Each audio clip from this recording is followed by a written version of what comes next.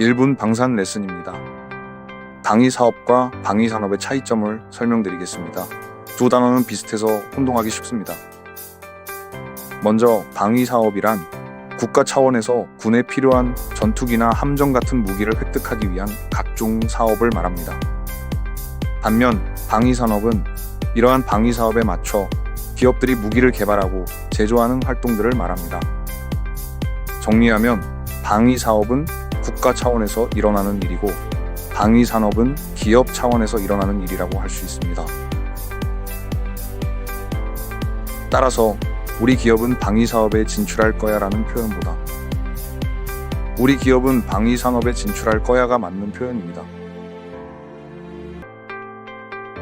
1분 방산 레슨입니다.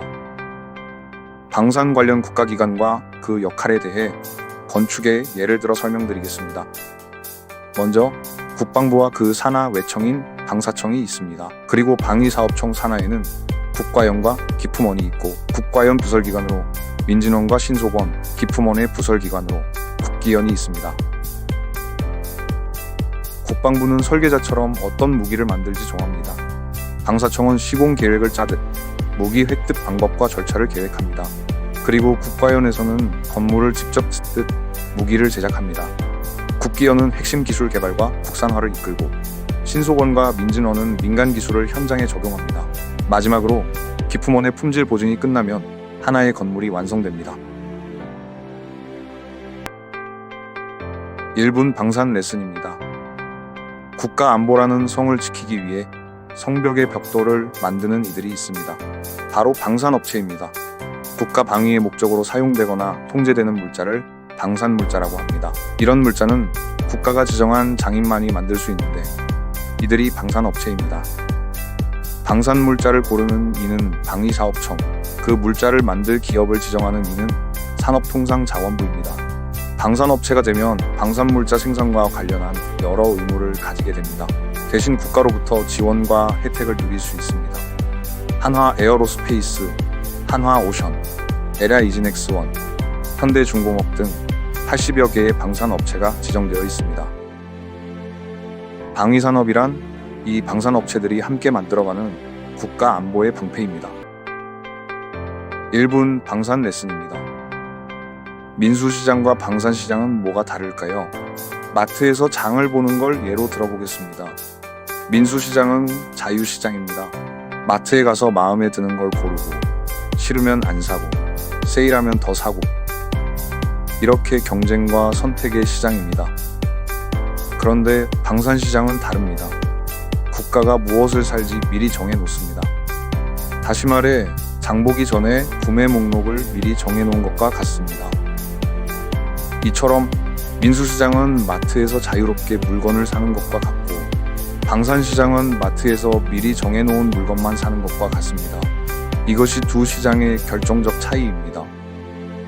정리하면 민수시장은 자유경쟁이 가능한 시장이고 방산시장은 자유경쟁이 제한적인 시장이라고도 할 수 있습니다. 1분 방산 레슨입니다. 군이 필요한 무기는 그냥 사주세요 하면 생기는 게 아닙니다. 마치 교복을 새로 만드는 것과 똑같습니다. 학생이 이 교복 불편해요 라고 말하는 게 바로 소요 제기입니다. 군도 이 무기 불편해요 하며 소요를 제기합니다.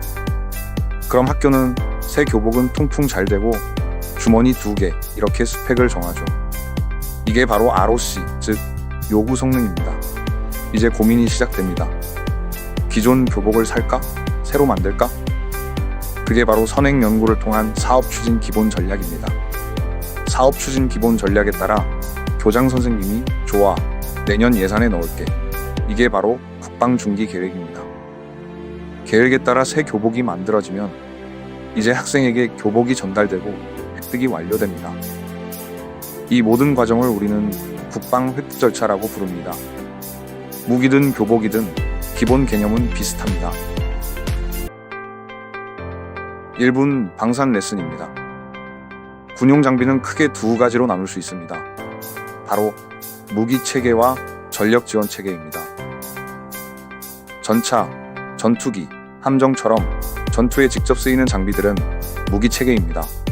그 외의 장비들, 예를 들어 전투복이나 정비 장비, 이런 건 전력 지원 체계에 속하죠. 이 구분이 왜 중요할까요? 무기 체계 획득은 방위사업청이, 전력 지원 체계 획득은 국방부가 담당하기 때문입니다.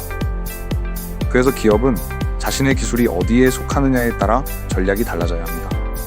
무기 체계라면 연구 개발과 방산업체 협력이 핵심이고, 전력 지원 체계라면 시범 사업이나 조달 시장 진입이 유리하죠.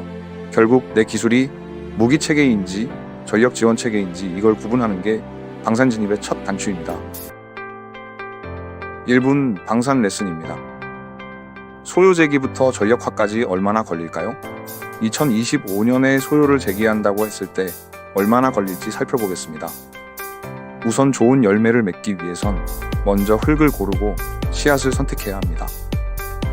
이것이 바로 통합 소요 검토와 사전 개념 연구의 시간입니다.